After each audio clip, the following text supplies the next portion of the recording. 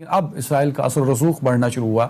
हम ये समझें कि अब इसराइल जहां है जैसे है कि बुनियाद पर मुस्लिम उम्मा उसको कबूल करती। ट्वीट जो कि डोनाल्ड ट्रंप ने किया और वो पाकिस्तान की टीवी स्क्रीन्स पर एक ब्रेकिंग न्यूज़ बन के चला, वो था इसराइल और यूएई के दरमियान होने वाला अमन मुआहदा। इसराइल 1948 में बना। 1948 में बनने के बाद ये अरब ममालिक के साथ जो ताल्लुकात हैं वो ना डेवलप हो सके, लेकिन आज जो अमन मुआहदा हुआ है इसराइल और यूएई के दरमियान, ये तीसरा अरब मुल्क है यूएई जिसने इसराइल के साथ अमन मुआहदा किया और सफारती ताल्लुकात को बेहतर बनाने के लिए और सफारती ताल्लुकात कायम करने के लिए बल्कि कहना चाहिए कायम, क्योंकि उससे पहले सफारती ताल्लुकात नहीं थे, कायम करने के लिए पहला कदम था। और ये क्रेडिट ट्रंप अपने सहरा अपने सर बांध रहे हैं इस जो आज डेवलपमेंट हुई है इसराइल और यूएई के दरमियान। इससे पहले मिस्र ने 1979 में अमन मुआहदा किया था, जबकि मिस्र पहला मुल्क था और उसके बाद दूसरा अरब मुल्क उर्दन था जिसने 1994 में अमन मुआहदा इसराइल से किया था, और यूं यूएई तीसरा मुल्क बन चुका है।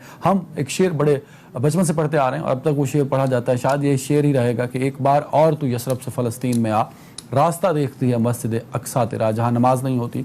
बाज़-औक़ात वहाँ ऐसा भी होता है कि इसराइली फ़ौजी जूतों के साथ हमारे किबला अव्वल में, हमारी मुक़द्दस तरीन जगह पे घुस जाते हैं और बेहुरमती करते हैं और हमारे जज्बात मजरूह होते हैं। ये एक पहलू है।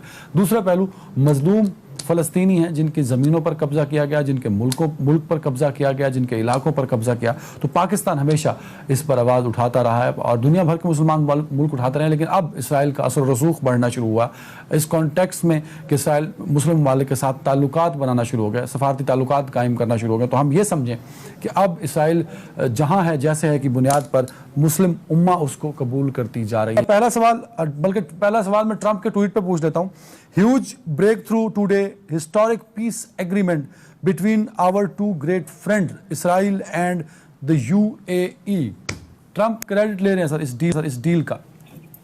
जी यकीनन उन्हें क्रेडिट जाता है, क्योंकि ये जो डील हुई है और जिस तरीके से वहां कराई गई है, इसमें एक तो जो प्रेसिडेंट डोनाल्ड ट्रंप हैं वो बड़े क्लियर विनर हैं इस मामले में कि उन्हें इंतखाबात से पहले वो बड़ी कामयाबी मिल गई जो ज्यूइश लॉबी को उनकी लाइन में ला के खड़ा कर देगी, डोमेस्टिक पॉलिटिक्स में भी और मिडल ईस्ट पॉलिटिक्स में भी।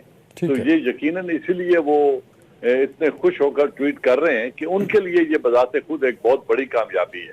और दूसरा, इजराइल के लिए और अमेरिका के लिए इस तरह भी एक बड़ी कामयाबी है जो हमारे लिए काबिल अफसोस है कि इस डील के बाद जो उन्होंने कहा है कि other Muslim countries will follow, तो अब अगर उर्दन, इजिप्ट और अब यूएई है और इसके बाद अगर कुछ और मुस्लिम ममालिक इनको तस्लीम करने की तरफ बढ़ते हैं इजराइल को, तो यकीनन मुस्लिम उम्मा को डिवाइड करने में इजराइल और अमेरिका पाकिस्तान कहाँ खड़ा होगा सर? अगर आपका ये खदशा दुरुस्त साबित हो जाता है, अगर अल्लाह ना करे पहले तो पाकिस्तान कहाँ खड़ा होगा सर?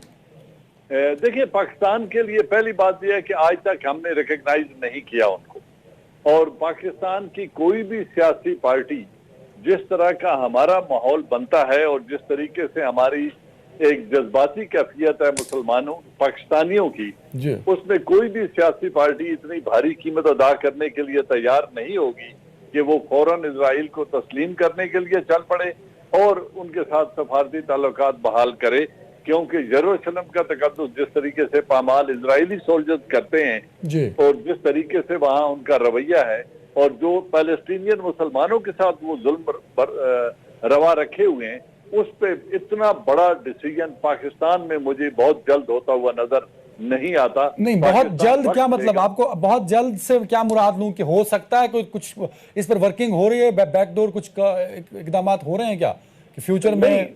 नहीं, मैं ये नहीं कह रहा कि हो रहे हैं। अच्छा, लेकिन अगर आधी मुस्लिम उम्मा कल इन्हें तस्लीम कर लेती है और बड़े वो अरब ममालिक उनको तस्लीम कर लेते हैं, तो यकीनन ओआईसी में तो एक बहुत बड़ी डिवीजन आ जाएगी। तमाम बातें और आज यूएई का तस्लीम कर लेना इसराइल को, क्या ये इत्तफाक है? ये कुछ प्री प्लान एक बड़ा मंसूबा चल रहा है जिसमें शामिल कुरैश अभी बयान दे गए, सऊदी अरब की जानिब से भी हमें एक सर्द मोहरी नजर आती है, और आज जो कुछ हुआ सर?